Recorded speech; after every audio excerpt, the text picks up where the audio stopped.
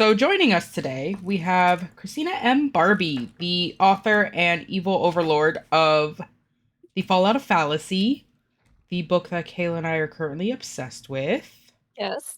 Tell us a little bit about yourself. I like to make people cry because it's funny. Say. It's cute. It's adorable. I love it. I'm Christina. I'm an author. I'm a fantasy and dragon book fiend. I'm a dog mom because you can hear him running in because he always has to run in when he knows I'm on a call. Um, I own a restaurant and a tapas bar, not topless, tapas bar, and I have a day job, so like I obviously have issues because I don't like silence. That's fair. That's fair. Starting at the beginning, right? What gave you the idea for Fallout of Fallacy? What struck the inspiration bell at the beginning? It was actually a dream I had, and the dream was so different from how the book turned out that I have saved that dream for a different book. I had this dream in December of some year. I don't remember. I know it took me 3 years to write this book, so whatever year it came, this year minus three. And I texted my best friend Harley, who's the inspiration for Ephraim, and I told them about this dream.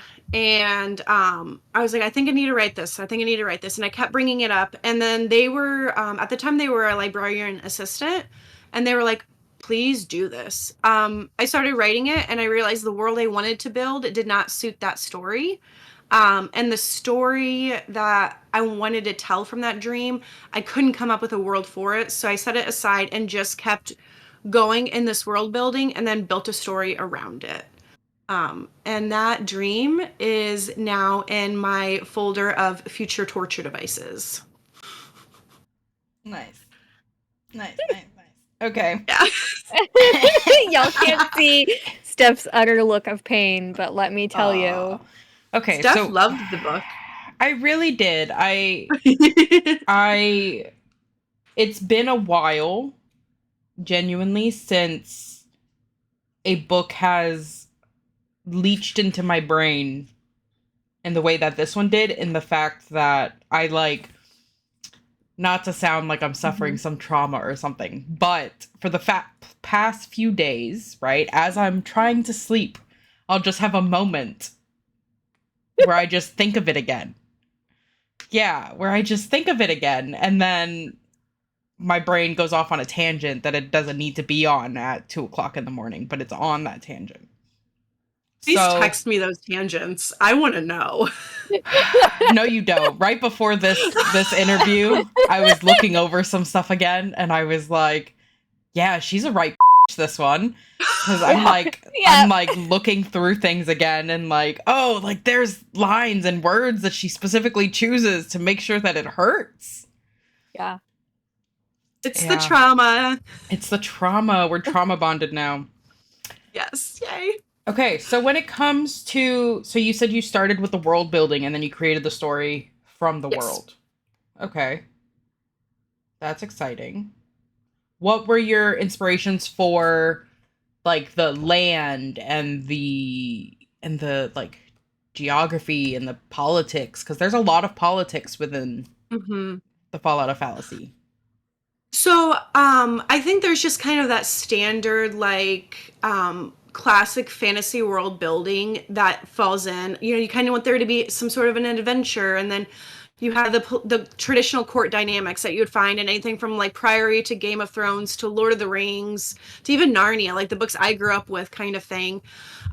So that was inspiration behind it. But what I really wanted, while telling the story about colonization is not mine as a white woman to tell, I still wanted to have that be a subject within it to start conversations so people can be directed to the resources of individuals who actually should and can speak better on it. And so with the court politics and even just the culture behind it, I wanted to make sure that there was diversity in the quote unquote right places. So you have the Isles and you have Odessan, who were the least colonized places 700 years ago, and even 400 years ago after the kingdom was rebuilt. You have Craigie that has rebelled continuously from the standard. And then you look at Ayrshire, you look at Britain. I was not creative with that. I wanted it to be a little obvious. And then you have Severn, where you could very easily get the courts and their traditions and their dress and their just how they act completely mixed up, because they were the countries that were so easily colonized and just blended together from the beginning, from when the dragonriders that supposedly existed, there's no confirmation right now about what history is true or not, when they came over and they decided to take over however they did.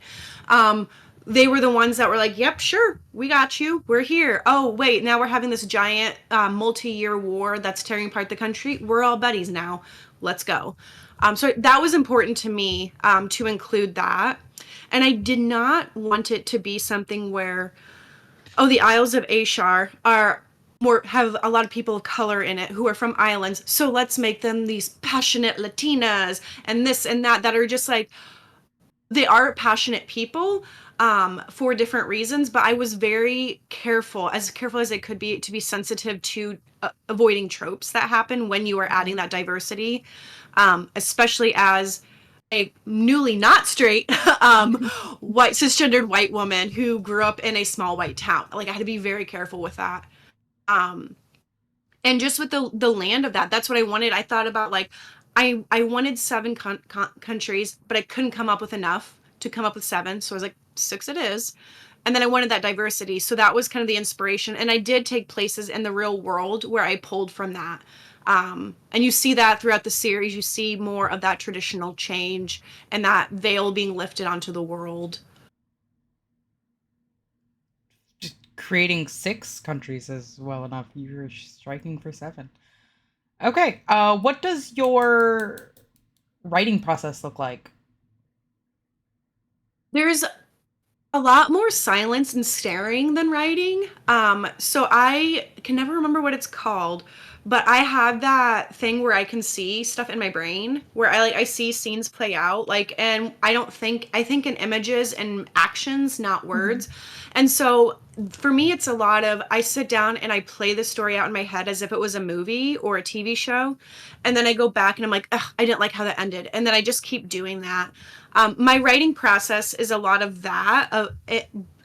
Once I get to the point of writing, it took me 3 years to write book 1, because I wrote 700 years of history, plus 3 religions, plus the culture of 6 different countries, and 6+ different family trees, because it was important to me to understand the how. Like, how did we get here? What caused us to get to this point?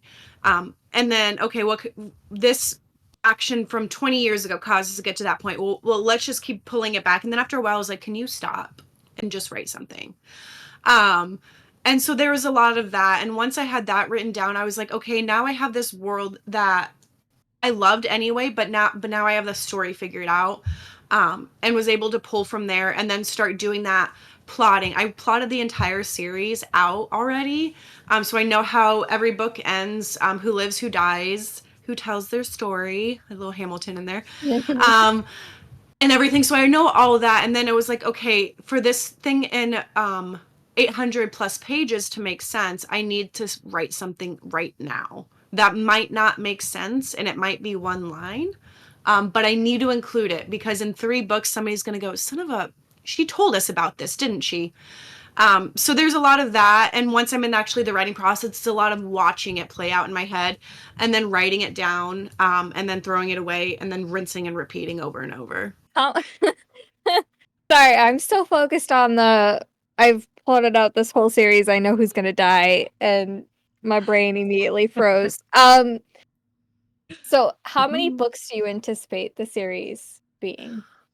So I will say this story on this continent in this timeline is slated for 5. Space is killing me right now. I loved that face. I wish I would have screenshotted it. So what we're okay.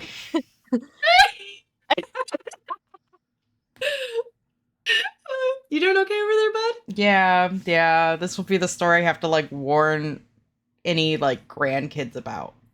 I'll be like, this is still writing. If you see this name, just know. Just know. Okay. Steering back to that writing process for a second. So you mentioned Narnia and you mentioned Lord of the Rings and stuff like that. What authors do you think shaped who you are as a writer? Oh gosh. I have read so much in my life. I don't know if I could narrow it down. I will say, unintentionally, Priory of the Orange Tree, um, one of my top favorite books forever and ever. Amen. I did not read that until I started writing book two. So, like, I feel like there's going to be a good shift in people seeing the writing because I just loved how that book was written. Isabel Olmo is one of my favorites. She wrote the Queen and Conqueror series. I think she's on book three right now. Feminist Game of Thrones is basically how she describes it in very short words. That really inspired me because I was like, yeah, like this is like definitely kind of what I want to write. And she's just a cool person.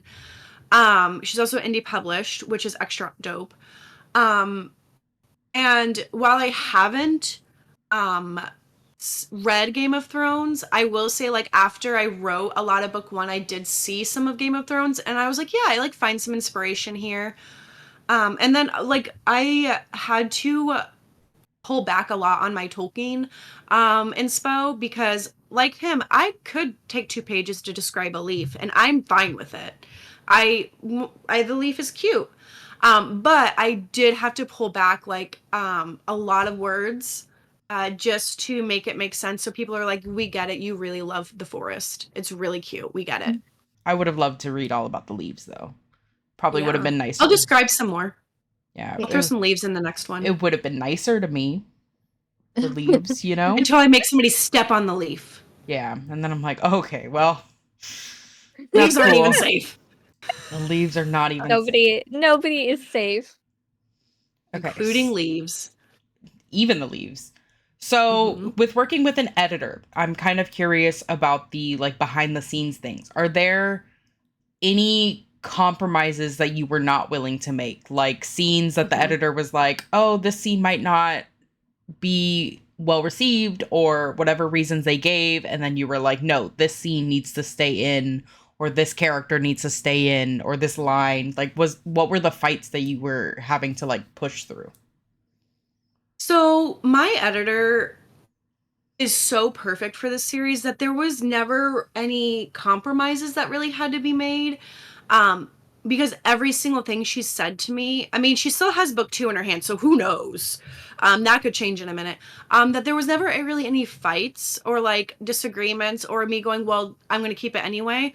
There were a few times where she was like, do we really need this to be a spicy scene? And I'm like, yes, because I want it. And she was just like, okay. And then something that I told all the editors I was interviewing in the beginning was like, I am not willing to compromise the diversity and the LGBTQIA plus representation in the series. I don't care if it doesn't make sense that marriages of convenience and marriages of heirdom don't exist in other series. They exist in my world. People can be gay and just have a kid in a different way and make them their heir. Like in certain cultures, that's fine in this series. So I was very much like, I'm not going to compromise that. And I was very much like, I'm not going to make SA or anything of the like and a thing that's going to exist. It's lazy story writing. It's 100% lazy. And I'm not going, unless it's somebody else's story they're retelling, want to add that caveat. If you're just traumatizing women or POC as well with body harm of that type of trauma, I think it's lazy.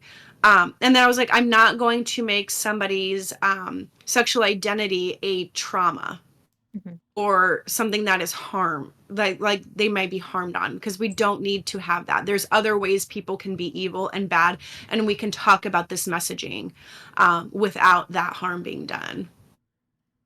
But otherwise, it was really just like, do they really need to be doing it right now? And I'm like, yeah, they do, because I want them to. So yeah, I think that's one thing I really liked about the series was that you had characters who use specific pronouns or follow a specific orientation, and there wasn't a point, like there wasn't a conversation about it.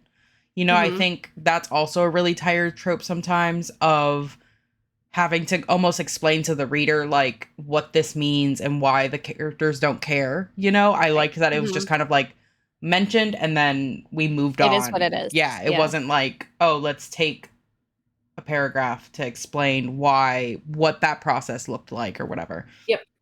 There was specifically, so I have tabs.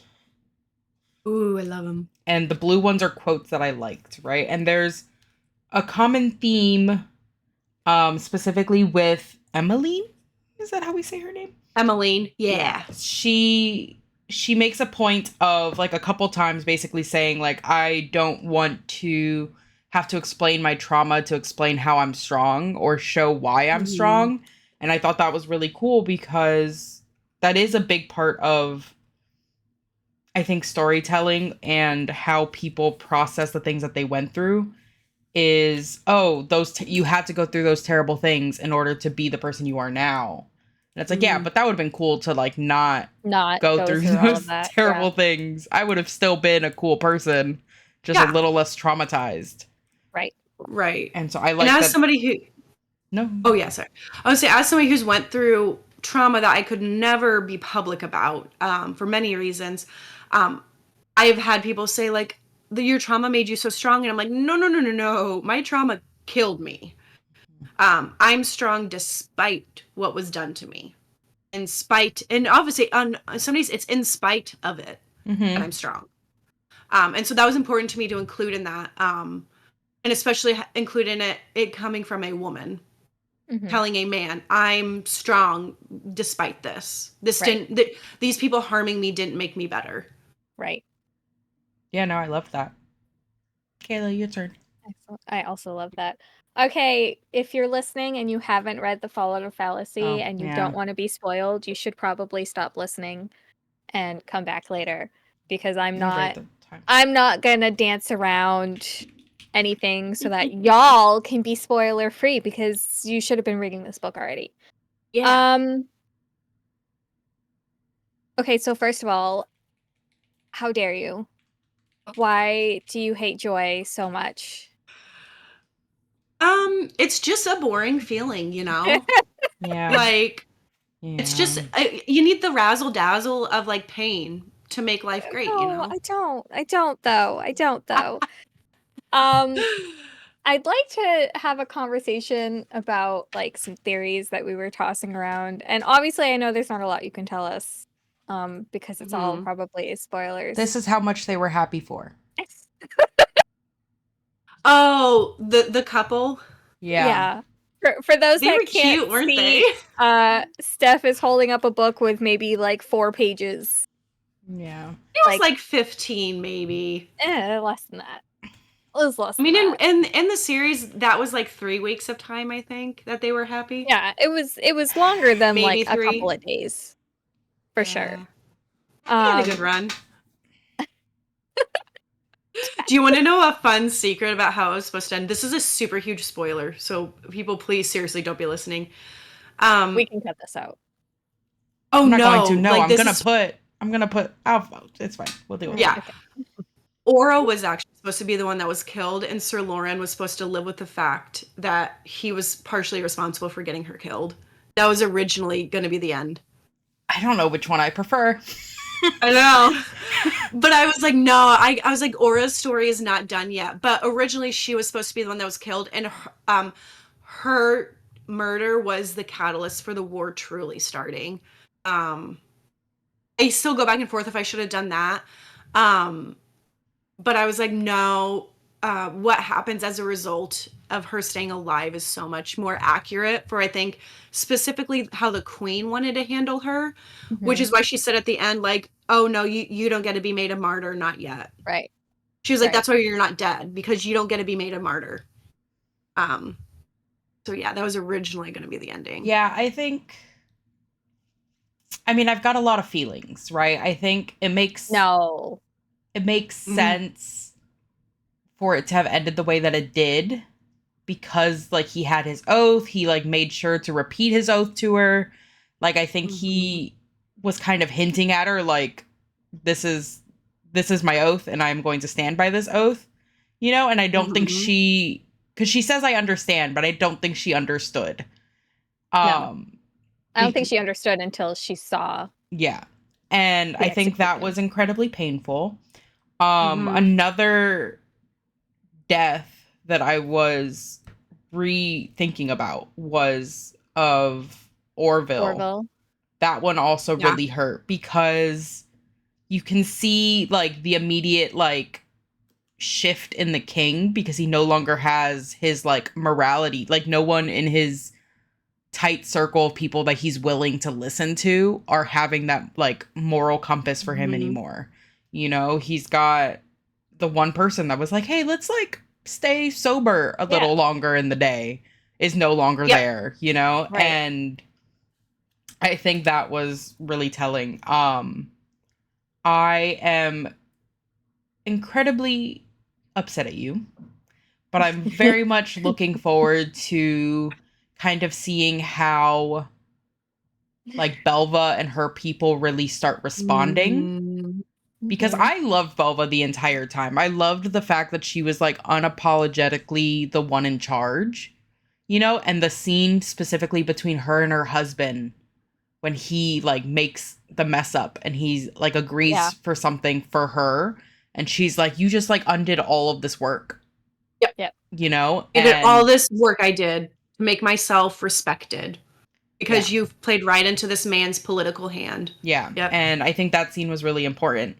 And I like that the husband responded the correct way. You know, he was like, I didn't think of it that way. And then it goes a step farther and she goes, I also didn't think about your political growth. You know, I didn't think about trying to help you in that way as well. I've been so focused on like my own name. Kayla, you're making a face like you got words to say. Kayla's read the prologue for book 2. Oh, yeah. That conversation makes even more sense about Belva's response with the prologue to book 2.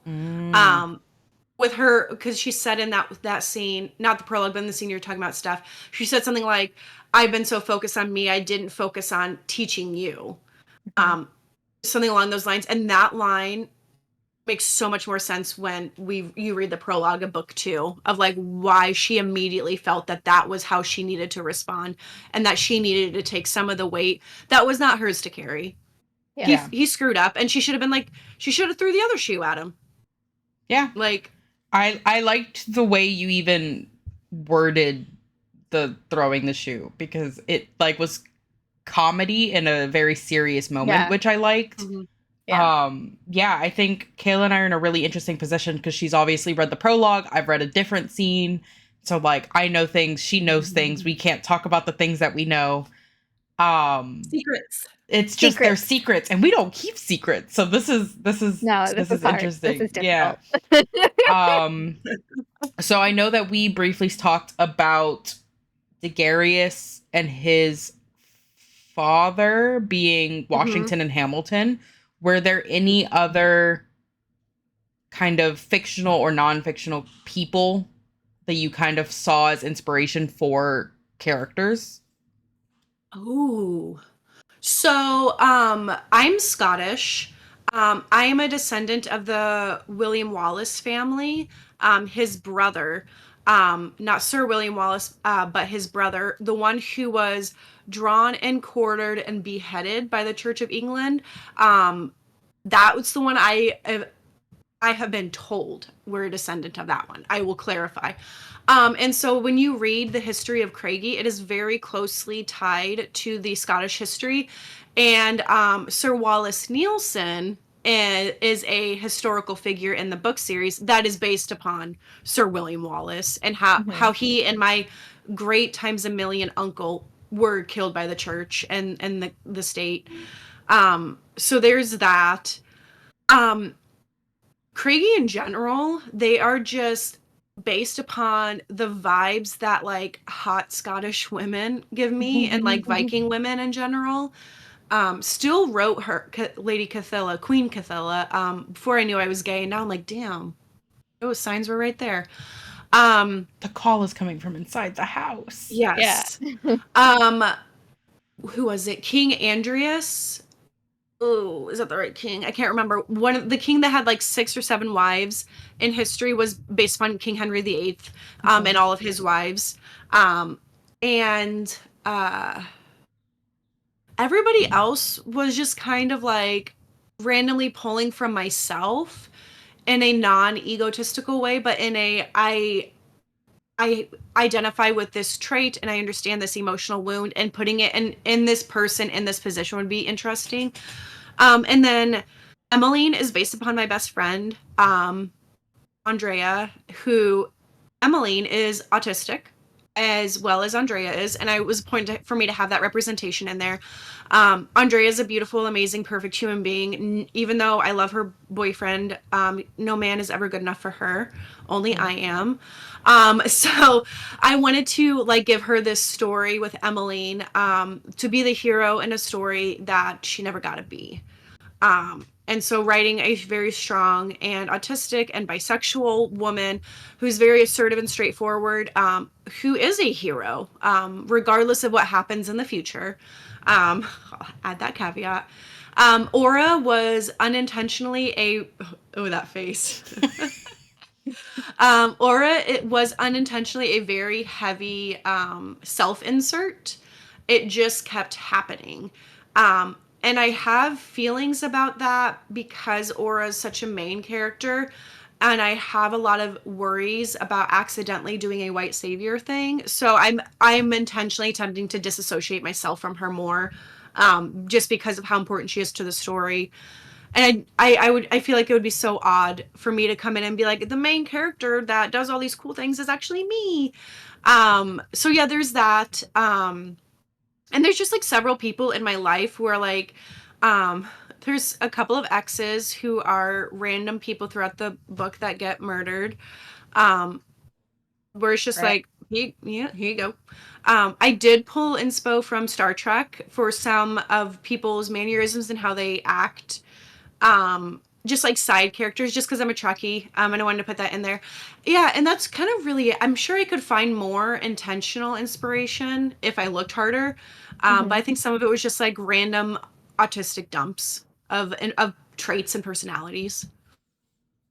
Okay, I have another question. I mean, I have a bunch, but so Ask with this being a fantasy book, right? Mm-hmm. Without giving too much away, or if the Give all those things away.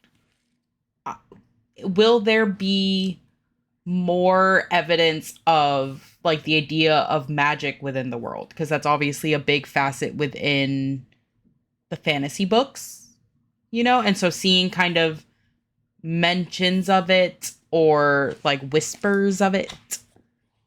Do we get magic at any point? You have to read book 2. Okay. I mean, I was going to. Yep. I've been tied. You could literally just drop it in our inbox right now. Yeah, you could. I don't care about grammar.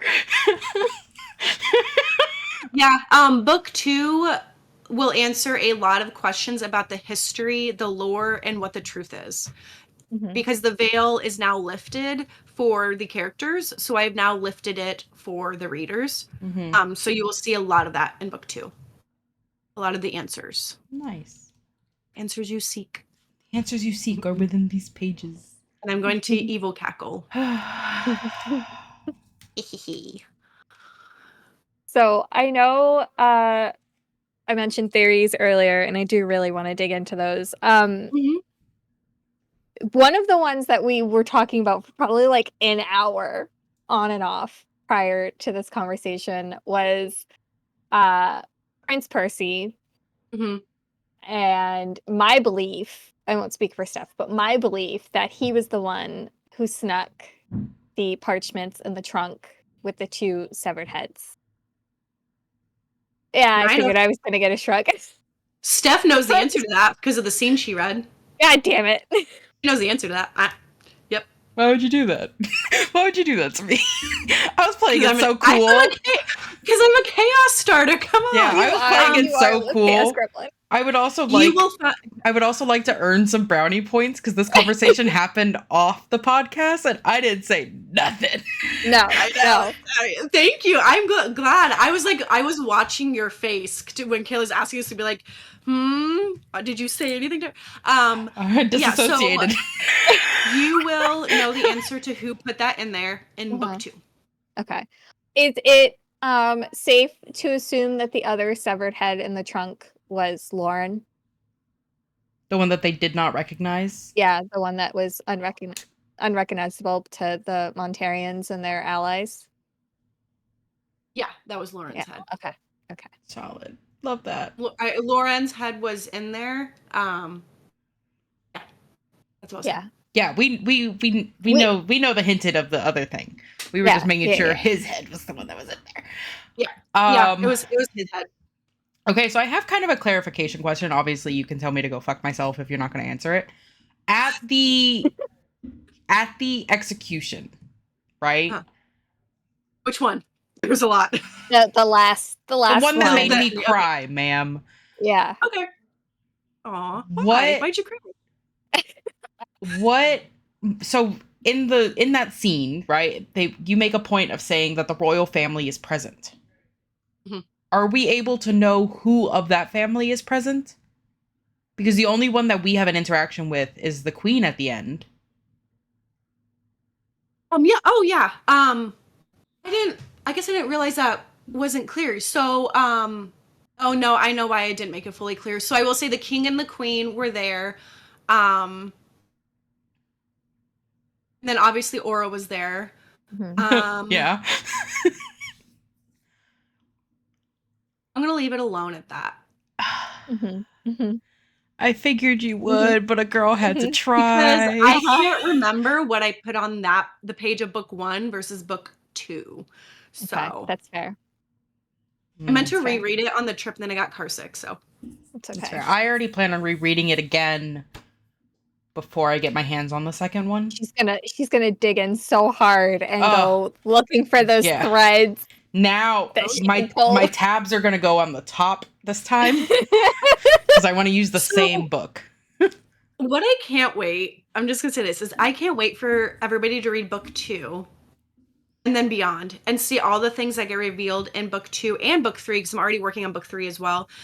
And then to have you all go back to book 1 and be like, it was right there. This major plot line was right there. These other 3 major plot lines was right there. And I didn't know. Because there's several hidden plot lines going on right now in book 1. I figured. Is there one about Arminda? Because I really am curious about the princess. She strikes me as a viper. What her motives are. Yeah, she strikes me as a viper. This goes back into our theories and stuff like that. But I immediately upon finishing the book, when I tell you that I have read the last 50 pages of this book so often. Okay. And it just keeps opening to that page where I literally just put no. Okay. But so there's a conversation that Percy has with Aura, like, I'm going to say like 20, 30 pages before everything starts going down, right? And he's basically saying like, yeah, we used to play hide and seek. And Arminda actually took the time to like memorize all of the maps as much as she could, you know? And so when Aura gives said the documents and she like goes back into the castle, you make a point of saying like, there was a slim figure in the dark that stepped out of the darkness when she closed the door. And I was like, damn, Sir Lauren does this whole thing making sure that he is the only one alive that knows. Sorry, I'm trying to make sure this vacuum doesn't get hurt. Sir Lauren is the only one alive that knows what Aura was up to, right? Was he? But that's what I'm saying, is because then you make a point of saying that somebody else saw her go back into the castle. And so my theory is that Arminda is a viper. I'm not sure what her end goal is, other than to be a right bitch. But she's a hater. Okay. Yeah, I mean, Or Arminda's there. Maybe Arminda's she's not a princess, a hater. and she's there, and she's doing stuff. She is doing Just stuff. like other people are doing stuff. Yeah, there's a lot of figures in shadows. Everyone's doing stuff. I get it. I think, you know, a character I really despise. Pick one. There's a couple. I don't know how to pronounce it properly. Sir Marion? Sir Marion, yeah. Yeah. I really despise, because there were a few points where he like comes into this world, right? Comes into the conversation, and he just like he brings the conversation from 0 to 100 so quick. That's my man. And I'm like, why would you do that? You know, there was another point. There is another point where Sir Lauren is like eating lunch or something. And like the other soldiers like come out of the woodwork and are just randomly like saying like, hey, you gonna go like sleep with Aura and like make sure she's ready for the prince, you know? And I was like, y'all came out of the woodwork. He's just over here eating his food. He's just like, I literally was trying to eat this gruel and also eat this fight this slop. boner for this not princess in my pants right now. Like, I would love to sleep with her, but I can't. Yeah, he's like, I'm in the middle of eating the slop and you're gonna just come at me like this? No, I think his execution should seem like a catalyst, I believe, for like the King's Guard and like will it though? It should. Yeah, will it? Yeah. So the reason that scene was in there with Sir Lauren and those other King's Guard is I wanted to show the difference between how he acted and how he spoke about the royal family and about Aura versus how these other men who swore the same oath did. Yeah. I wanted to show that, especially with what happened with the birds and the busting people's kneecaps in the end.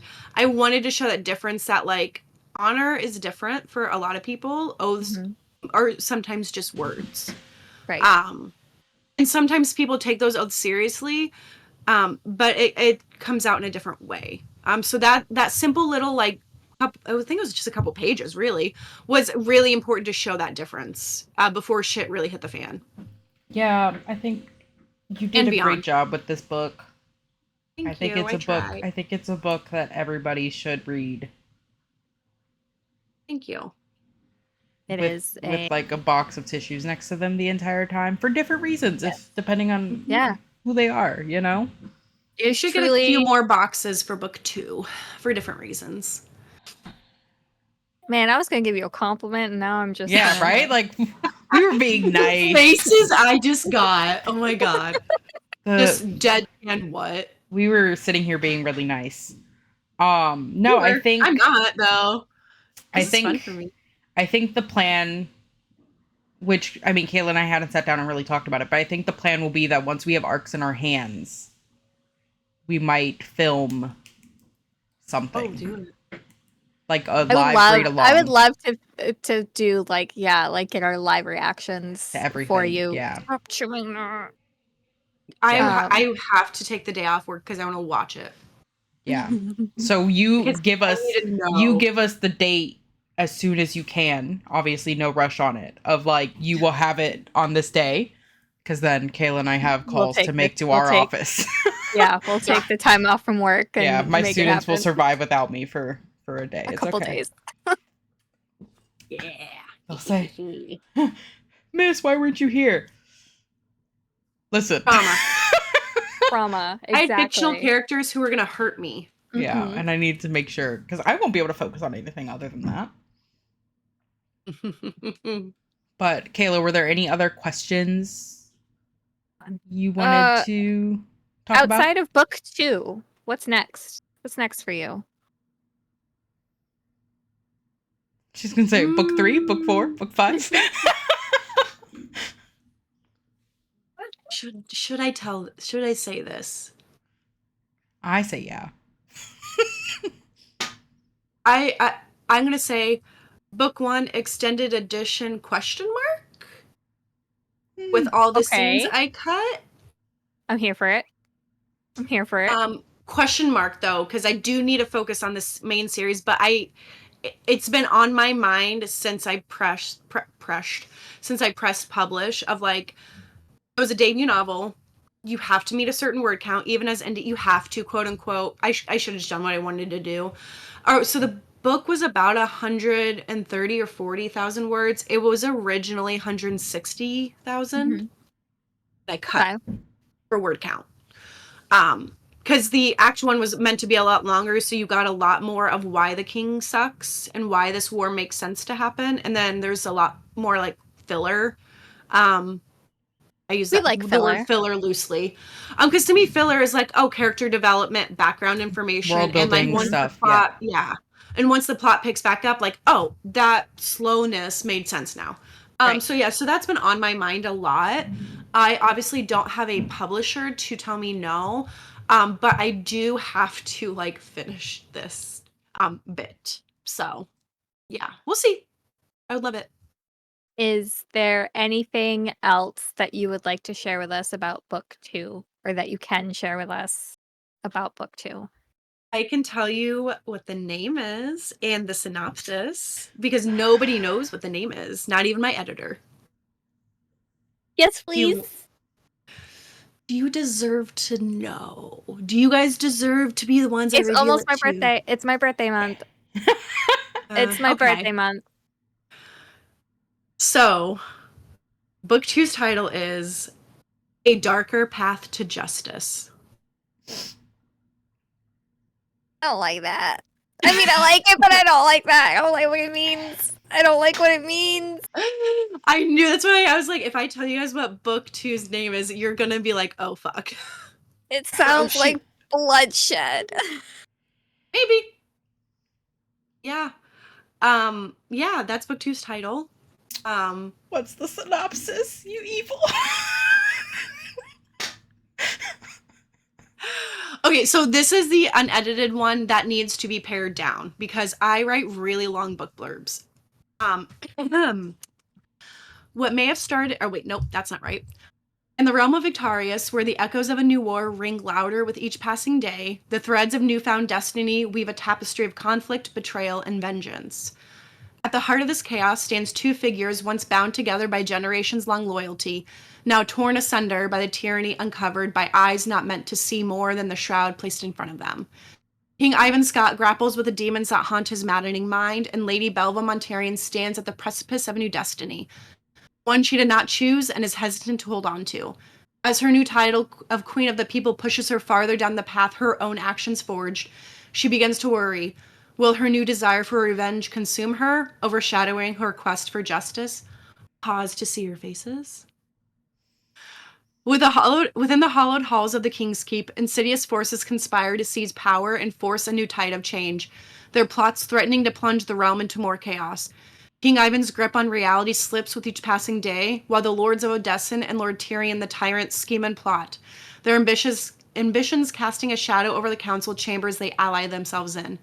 Amidst the turmoil, Sister Aura, bound by chains both real and internal, discovers unlikely allies in the unlikeliest of places as secrets long buried rise to the surface. In the north, Lady Cathilla Edgel continues her restless campaign against the Odessians, determined to reclaim the holy land that once belonged to her people. But they face fiery opposition from Madame Fury and her dragons, who will stop at nothing to prove what they believe is also rightfully theirs. Amidst the clash of steel and a roar of flame, new challenges will be placed at both warriors' feet, challenges that may require them to lay down their swords against one another.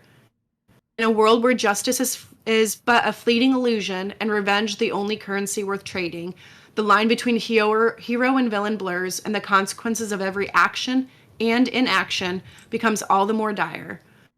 The fate of the kingdom now sits on a sword's edge, begging for each leader to choose a side for it to fall. Only time will tell which side is chosen and where it will lead. For when justice and vengeance become one, the path ahead will be shrouded in darkness. The end.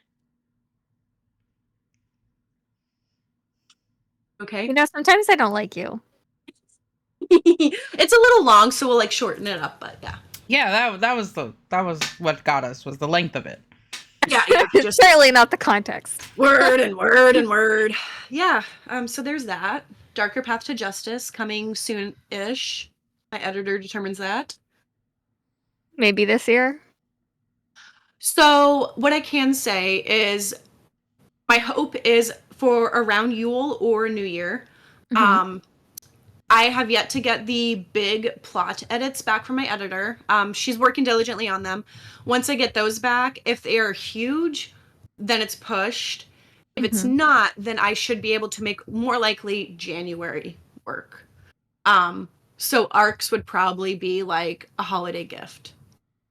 Nice. Love that. Or maybe a Samhain gift or something like that in the fall. Here for it.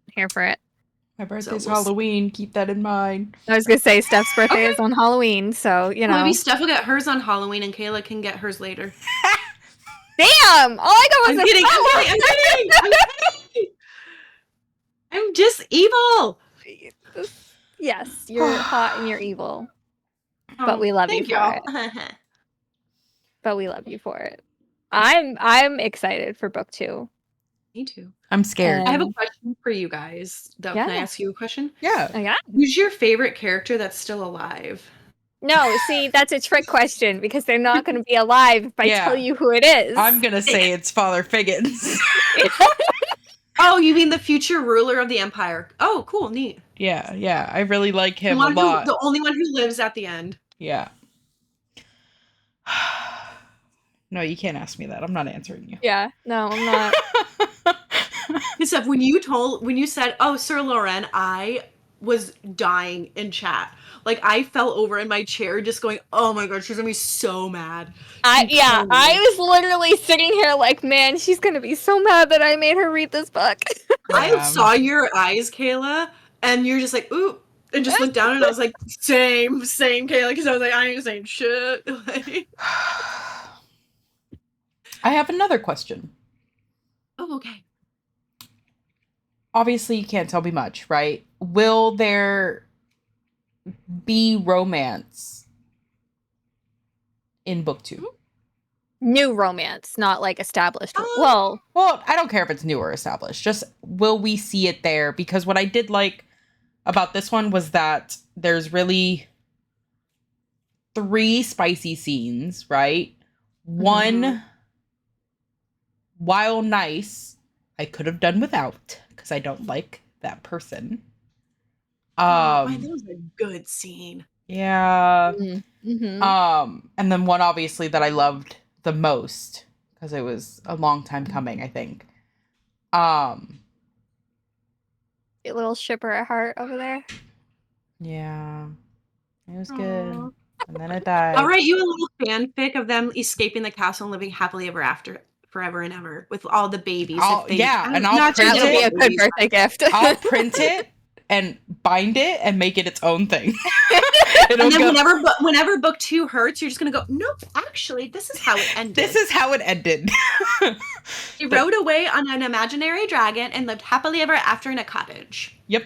They never saw the kingdom again, but they saw smoke in the distance. Yes. Yeah. So like, romance is not something I'm good at writing. And I don't like writing it. Have you seen your scenes? Have I what? Have you seen your scenes? They're very well written. I love writing spice.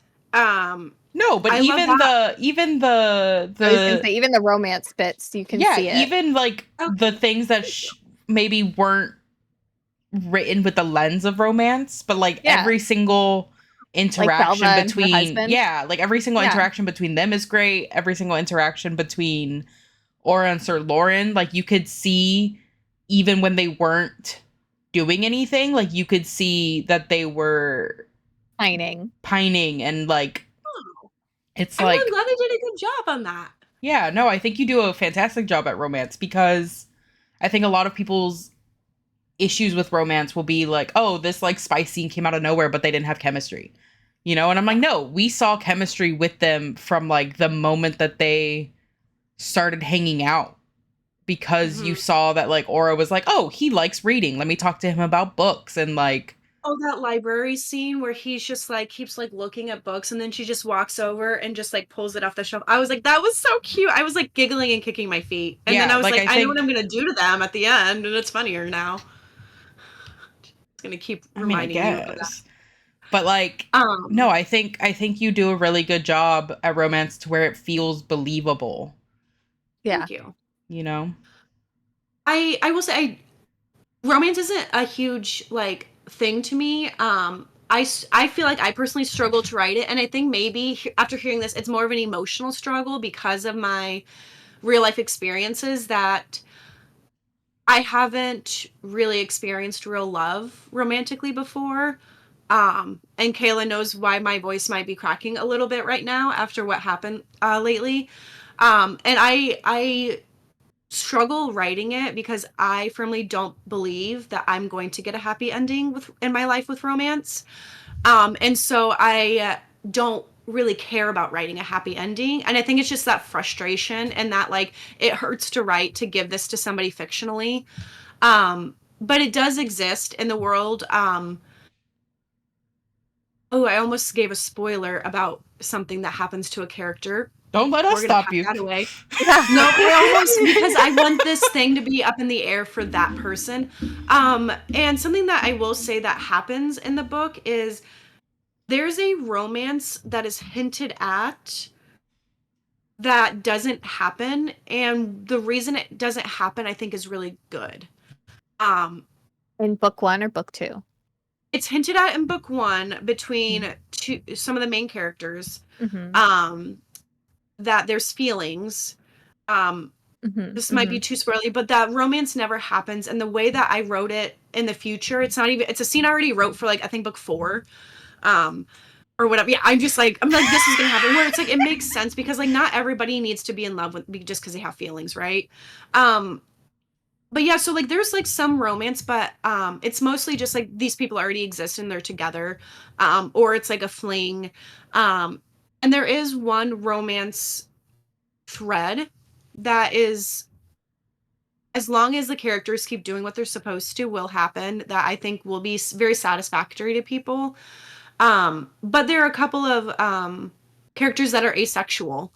Daenerys is asexual, so it would make zero sense to ever give him a romance. And if this would ever become a movie or a TV series, like I will fight tooth and nail to be like, no, like this rep has to stay. And like Madame Fury, you haven't met her yet, but oh my god, when you meet her, and Lady Cthulhu are actually lesbians. The way I want to make them enemies to lovers, me and Brooke have talked about this. I did actually tell Brooke, like, in all seriousness, I think I'm just gonna write an enemies to lovers lesbian scene with them just because I want it as a bi girl. But like there's like all this representation in there that like I want to make sure is done right versus just being like, this is just a totally ADHD reply to your question, by the way. I just realized like there's a lot of different representation that could involve a romance storyline to check the box, quote unquote. But I'm also like Lady Cthulhu having a romance with what her story is doesn't really make a lot of sense. So maybe she'll get a brothel scene with some ladies. Who knows? Kind of thing. And yeah, like, would it be nice for Daenerys to get a happily ever after because he's maybe he's a little cine role and maybe he becomes not a cine role. But like he's asexual, it would make sense. But there is some romance. It's just given my personal life and my struggles with that, it's not something that I focus on. It only happens if it makes sense. You know who I want to see more from in the realm of, yeah. I want to see more from him. Who said? No, Geralt. Geralt. Oh, okay. Yeah. There's more things that happen with him. All right. No. Listen to me. When I say I want to see more of him, I do not mean on the chopping block. You don't want to see his head on a pike? I don't. Oh, that's a good idea. Let me write that down. Didn't think about that. I thought knowing an author personally would be super cool. And all it No, it's does is painful. No, stress it's me out. traumatizing. It's All hella it does is stress painful. me out. Yeah. Okay, It's so so I could we just write a are. really crappy book. So. I do have a really weird sort of tangential question about King Ivan. Mhm. Is he gonna kick the bucket? Like, is he gonna meet the maker? Like, No. it's Father Figgins helping him along that path and encouraging his alcoholism so that he could perhaps maintain more power. I don't know. Damn. Is he? Wow. Damn. I needed a little I will something. say, I will confirm Father Figgins is encouraging the alcoholism. Yeah. Like, I wanted to make that pretty clear. Like, as he's like, there was a scene where Father Figgins is just like very awkwardly in a sensual way, like enjoying his whiskey in front of the king after he said no. And that's him. He knows he is very intentionally encouraging the alcoholism, for reasons. For reasons that he Yeah. has. Yeah. Okay. It's good to Alright. know. Little figgy. I A hate little him. boo-boo. No, I love that man so much, and I hope he has a. Me too. I love writing him. He's actually really fun to write. I love writing him. I'm sure. Will he eventually get some semblance of comeuppance? It does not have to be death, but can it be I don't know. some sort of like a slap in the face? I don't know. Uh, Maybe. I will confirm that in the real world, sometimes justice is not served. I And sometimes know. it is. Sometimes people who don't deserve to live. And some people who don't deserve to die. And sometimes Mhm. people who go into power that should not be in power. Mhm. Mhm. Don't you know?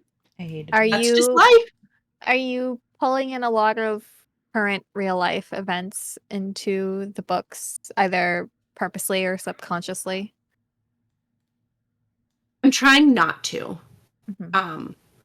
Something that I struggled with was, so book 1 was released January of this year, right? Yeah.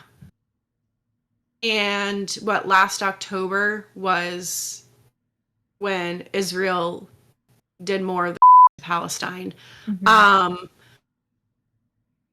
I struggled a lot with, right before the book got published, wanting to change the history of Odessan and Craigie because they were battling over holy lands that they both thought were theirs and committing a lot of dangerous, like harmful acts of genocide and war to fight back and forth. The border is very militarized in the book. It's very highly kept. There has to be third party people coming in all the time and stopping it. And upon learning more about the genocide and the apartheid and the just pain that is inflicted on Palestine, I very much thought about cutting that because it hit too close to home for us in a place that I have no right to speak on in a metaphorical sense. Mhm. I ultimately didn't, number one, because I was like, I literally have the book's about to come out. I can't rewrite all of this. Mhm. And I did a lot more world history and realized like fighting over a holy land is actually something that happens a lot. And stuff. So like I still have feelings about it and I'm working on handling that storyline differently now than I was going to because I Mhm. want to be sensitive to what's happening there. Um Current event wise, I mean, dumbasses in office. Like, I mean, pick your year in American history. Um Something that is very deeply ingrained in this story is America's history with itself and the Mhm. whitewashing and the lying of it.